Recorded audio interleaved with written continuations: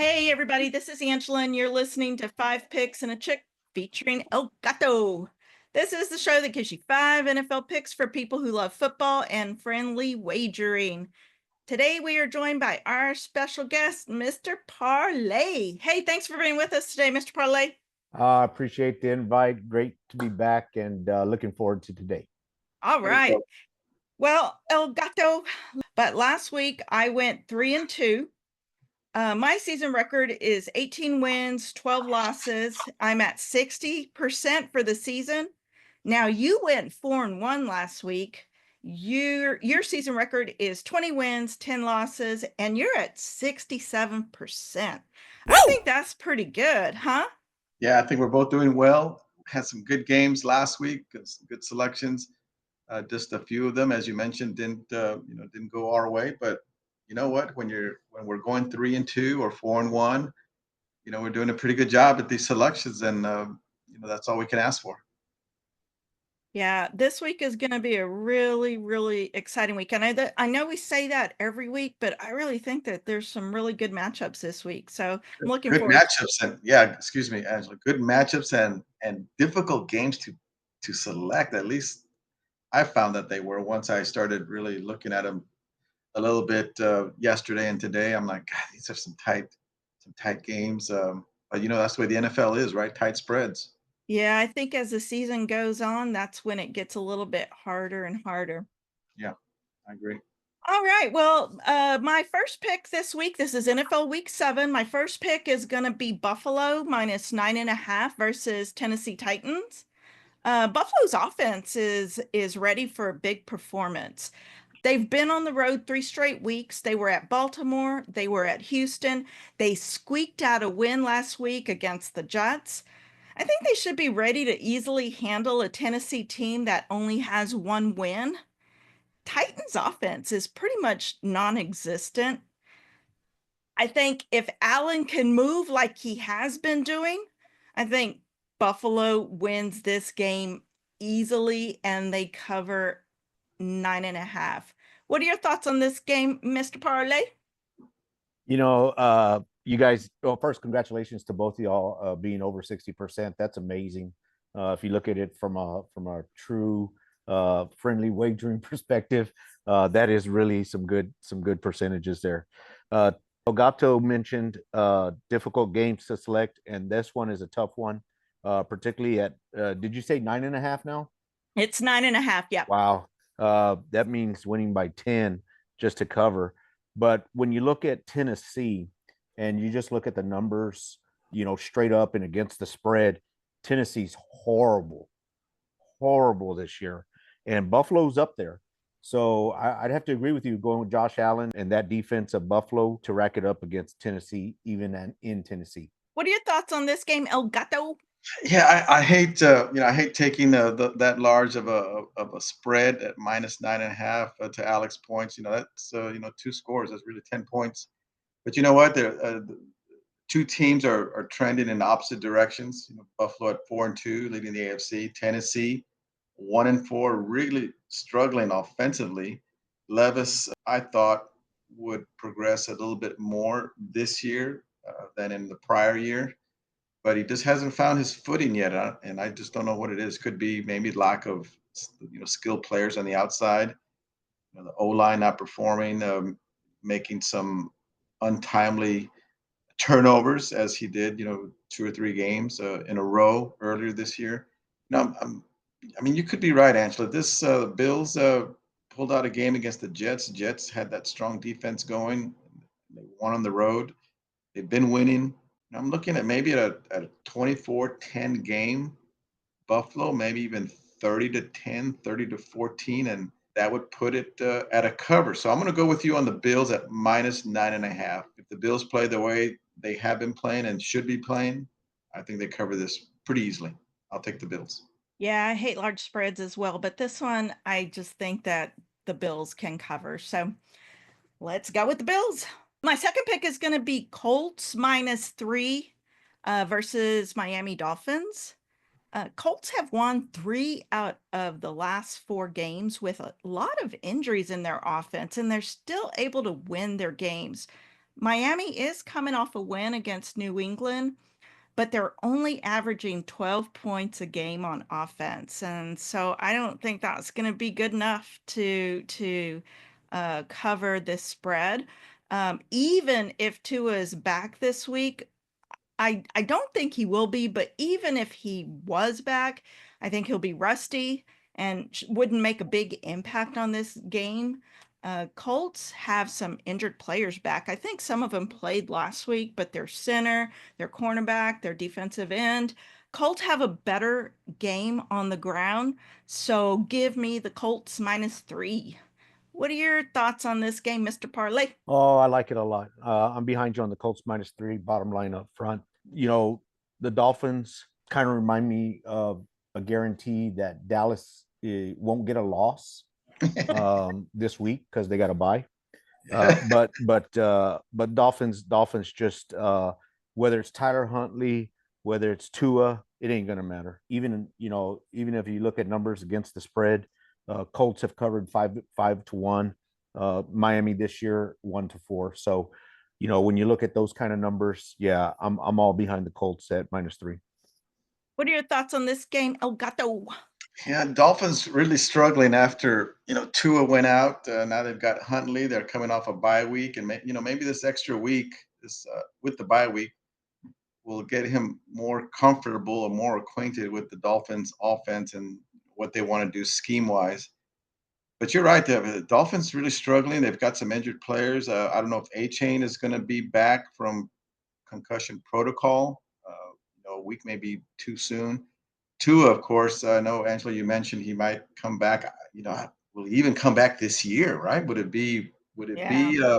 malpractice, so to speak, coaching malpractice or medical malpractice to let this guy back in and play, considering the history of The his? NFL has cleared him, not to interrupt you, but the Okay, NFL has cleared him. I don't think he's coming back this game. I just kind of mentioned that.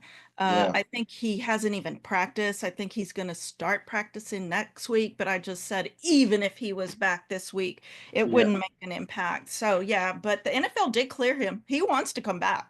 Yeah, well, yeah, every player wants to come back and play, but yeah, should they, right? But to your Yeah. point, even if he comes back and plays this game, would be rusty. He'll have to reacquaint himself to the games, to the speed of the game. And you're right, Colts have been playing well. You mentioned even with their injured players, without their starting quarterback in and Flacco being the replacement quarterback, even with his experience, he is, up in age, but they still have been winning, right? As opposed to the Dolphins with their injuries, they have not been winning. So maybe the Colts, obviously here, if you compare apples to apples, they could be a better coach team. If you look at both teams and their injuries, with quarterback one and running back one for the Colts possibly coming back, I think the Colts at -3 is a good spot considering where the Dolphins are, and their season may just go into the tank if they drop another one. So I'll take the Colts at -3. I think Colts, that's a good spot for them. Yeah, and I do believe that Richardson is coming back from his oblique injury, so he Yeah, is supposed to be back. yeah. Uh, you have a third pick for us, Mr. Parlay? Absolutely. The All Niners right. Chiefs game. I'm going with the Niners. The Niners at -1 opened up that way, hasn't moved, at least from my understanding. These guys, the Niners should have beat the Chiefs in the Super Bowl. Bottom line, they choked. That's okay. And I can't believe I'm talking about them this way when I'm a Cowboys fan. But looking at the numbers, it's going to be a great game. I know Kansas City. I get the coming off a bye, all the rest. But guess what? Not that he is impactful indirectly, not directly yet, but Travis Kelsey, he was at the baseball game, and what was in front of him? I don't think it was apple juice, but it I sure did saw look the that. same. Yeah, did it look sure? And he wasn't shy about taking drinks from it. It Yeah, was, So it was ginger ale. It had to be ginger ale. it had to. okay, It looked like so it. so sometimes I take those things. I know that these are professional athletes, and just like a job, you want to go out and have a good time. I get that, but sometimes maybe the $1 billion sitting next to him makes a difference. I don't know. Oh, So we'll talk Ouch. we'll talk with the Niners to cover against the Chiefs. All right. I think that line is -1.5, Angela. Is that right? yeah, I think it is. Oh, It it is moved a to 1.5. Yeah, okay, Basically a pick 'em, right? Almost a pick 'em. almost a pick 'em. almost a pick 'em. What are your thoughts on this game, El Gato? Well, I'm going to go the other way. I'm going to take the Chiefs at +1.5. Anytime the Chiefs and Mahomes can get a point or two, I will go their way. The Chiefs at 5-0, 49ers surprisingly at 3-3. Of course, they've been dealing with injuries and without one of their most dynamic offensive weapons in McCaffrey. But to Alex's point, the Chiefs are coming off a bye week. Maybe they can straighten some things out on that offensive line as far as protection for Mahomes, who sometimes it appears now to me he seems to be scrambling and rushing some throws, and maybe that's leading to a few more turnovers that are we don't see that from Mahomes very often, and getting off the field on third down instead of converting those third downs. The 49ers, I think, may be down to the third string running back. They're going to be without a second or excuse me, a starting or second, at least a second team safety. So on the defensive side, so they may be a little weak on the back end. And that's where Mahomes, I think, can expose this defense that the 49ers have. 49ers still have that strong front seven. I think the Chiefs can deal with that, and Mahomes, being the savvy quarterback that he is, will be able to either scheme his way out of it or do more checkdowns or whatever he does to win games. We know he's won a bunch of them. So I'm going to go with the Chiefs at plus the points, +1.5. Like I say, Chiefs getting some points. I'll take that one all day. 1.5. It's not going to matter in this game. 49ers are going to cover. I'm taking the 49ers. I'm super excited about this game. This is a rematch of the Super Bowl, of course, as we all know. I know Kansas City has overcome their injuries so far, but I think this is going to be their biggest test so far in this game. I know you mentioned El Gato about Mahomes having to move out of the pocket a little bit more. I think their offensive line isn't what it used to be, and I Yep. think that shows in why he's having to move out of the pocket. He is making more turnovers, and at this point, I think Purdy is finding his rhythm. So San Francisco is much better than their record indicates. And that's even without McCaffrey. They Yep. have an elite offense, what I would call an elite offense. And I know they've got some injuries, like you mentioned, El Gato, but I believe the Niners are going to give the Chiefs their first loss in this game. It should be an exciting game. You're right. 49ers do have the weapons, of course, to keep up offensively, but it's just on that defensive side of the back end of the 49ers that is, in my opinion, may make the difference in this game. So we'll see. Yep, we will see. Do you have a fourth and fifth pick for us, El Gato? Yeah, I have a couple of picks. The first one is going to be Jets and the Steelers. The Jets are at -1.5. Jets are coming off three straight losses. They've all been by one score. They're at 2-4. Some say that they're the best 2-4 team in the NFL. I don't know if you want to brag about that, but they've been on the losing side of some really close games. They got Aaron Rodgers still trying to find his way. They got Devontae Adams this week. Um, I'm thinking he's going to play. So now, really, Rodgers has really two, in my opinion, two number one receivers on either side of the field. They're going to have to deal with Adams, and they got to deal with Wilson, uh, and they're going to have to deal with the solid running game that the Jets have. And of course, with Rodgers, the happier he is having weapons, it seems like the better he plays. So Pittsburgh on the other side, they're a strong 4-2 team, but they're making a quarterback change. I really don't quite get it. They're going to put, I think Wilson, as far as I heard earlier today, is going to be the starter. Uh, Offensively, on the offensive line, Steelers are going to be minus their starting center. So they're going to have a new center. They're going to have a new quarterback that's less mobile than Fields, which is going to reduce the running game. I don't know about this one. I don't know why they're going to make that quarterback change. The Steelers at this point, it may wreck the locker room a little bit. But the Jets, this may be their week to rejuvenate themselves, to get back on the winning side, and then start making a little run to get competitive in that AFC East with Buffalo. So I'm gonna take the Jets at -1.5. I think they'll win this pretty easily. What are your thoughts on this game, Mr. Parlay? I like El Gato's comments, and but I'm going to go the opposite. I'm going to go with the Steelers. I really think the Steelers, these guys, I don't know how they've done it. Uh, they're one win away from being at 5-1, and that one win was against the greatest team of all, Dallas Cowboys, on a last minute drive by Dak Prescott, and the defense couldn't stop them. But I do think the Steelers are right there with right there and making the move. I agree. Change of quarterbacks. We'll see what happens, but it's not that we're changing rookie to rookie, and hopefully that loss of a step running down the field doesn't impact too much. Against the spread, New York doesn't look so good. Pittsburgh looks great, so I think I'm going to go Pittsburgh Steelers to cover on this one. Yeah, I'm going with the Steelers as well, getting points. I know it's been bouncing back and forth. It was 1.5, then 2, 1.5, but I'm still taking the Steelers getting the points. Jets have lost 3 in a row, and they seem to always find a different way to lose Yeah. every week. And a lot of that might have to do with Rodgers. I'm not a fan of Rodgers, but you know, they always seem to figure out how to lose. I think the Steelers are going to put pressure on Rodgers. Watt needs to have a great game, force more turnovers. That quarterback switch from Fields to Wilson, I don't get that also. It could be that Wilson takes a few snaps and then just doesn't play well and Fields comes back in. If he does, he needs to bring it. It's Wilson, great. If it's Fields, great. I think both of them can dominate and beat the Jets.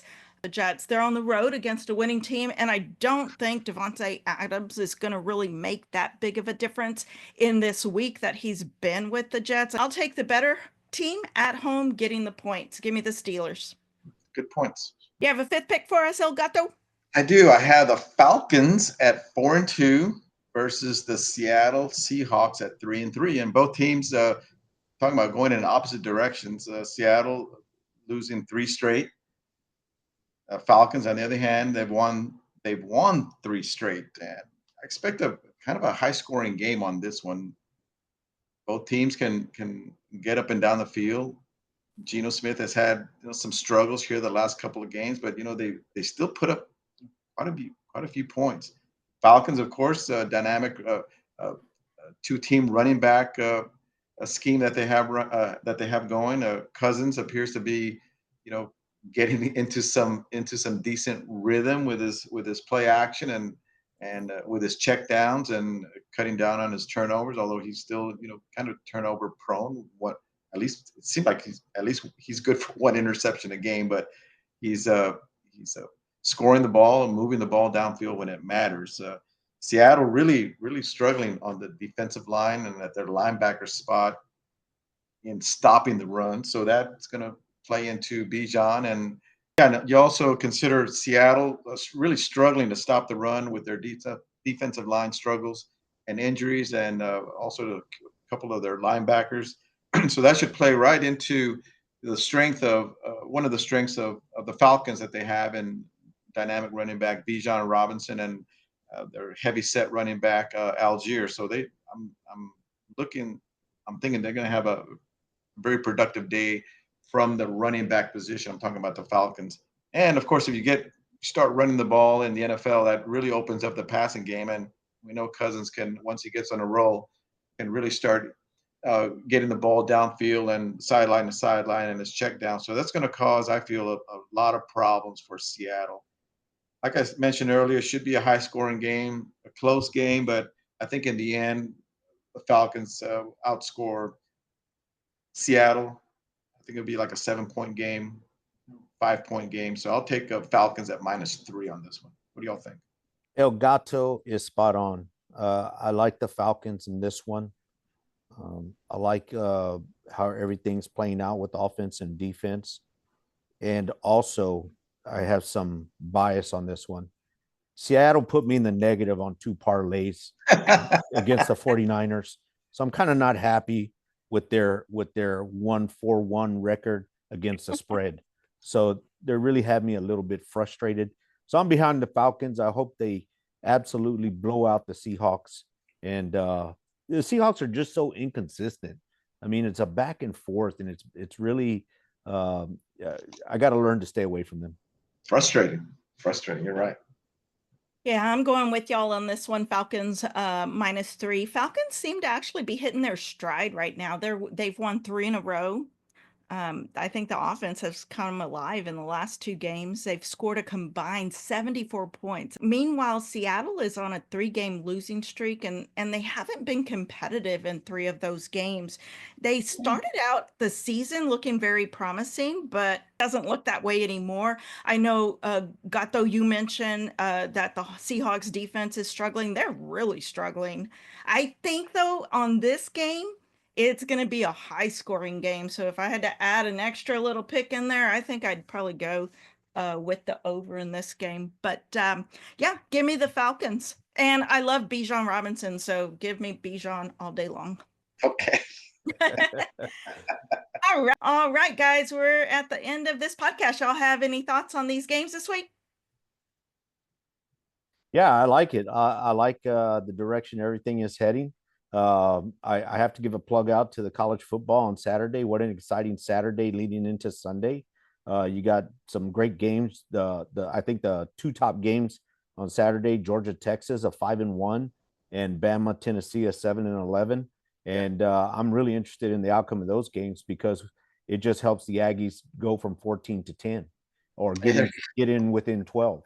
What a great setup. If you look at both schedules of Longhorns and Aggies, what a great setup for November 30th.